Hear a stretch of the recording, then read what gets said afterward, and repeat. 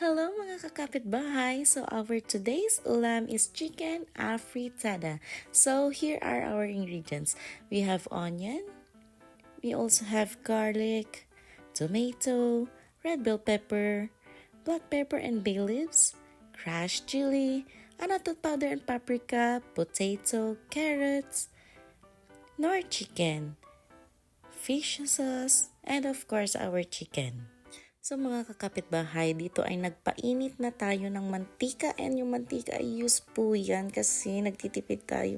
And then, ayan, nilagay na ni Master ang onion. Yes, onion po yan, red onion yan. And then, pagluto na yung red onion nyo, pwede nyo nang ilagay yung garlic. Yan yung garlic, pagluto na, ayan, lagay nyo na din yan. Yung kamatis na yan, yung magsisilbing tomato sauce natin kasi wala tayong tomato sauce. Nilagay na din niya ang paprika at nato, pampakulay natin dahil nga at wala nga tayong tomato sauce. Ngayon, halu-haluin mo lang. Sige, halu-haluin mo lang hanggang sa mahilo ka. And then, ilagay mo si bay leaves, si black pepper at saka si chili. Ayan, sige, halu-haluin mo ulit hanggang sa mahilo ka. Ay, hindi pala. Hindi, wag ka mahihilo kasi baka hindi na sumarap yung niluluto mo. Ayan, ilagay mo na ngayon si chicken. Halu-haluin mo lang ulit hanggang sa magkaroon sila lahat ng kulay. Yung buhay niya magkaroon ng kulay. Ayan.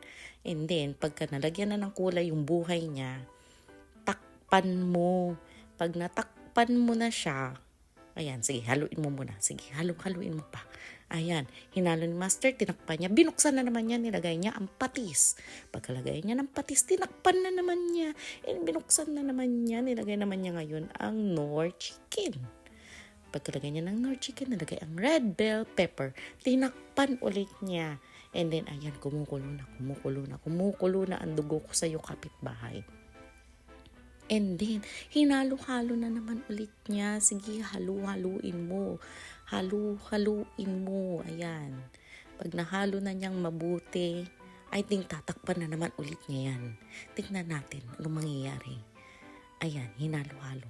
Hindi pa nakontento ko. Sige, itaktak mo. Ayan, tinakpan, binuksan, nilagay naman ang baby carrots. Yan lang meron kami. Wala kami ng malaking carrots. Kaya baby carrots lang. Huwag kayong ano dyan. And then nilagay naman niya ngayon ang patatas. And yes, yung patatas, ipailalim nyo ng kaunti para mabilis maluto. Kasi gutom na ako. Ayan. Ipailalim nyo yung patatas para mabilis maluto. And then, takpan nyo ulit. Pag natakpan nyo na ulit yan, buksan ninyo ulit. Pag nabuksan yun, kumukulo na yan. And then, tikman ninyo. And then, charan! Tikman nyo kung masarap si kapitbahay. Ayan! Yan ang ating chicken afritada ala Master Philip.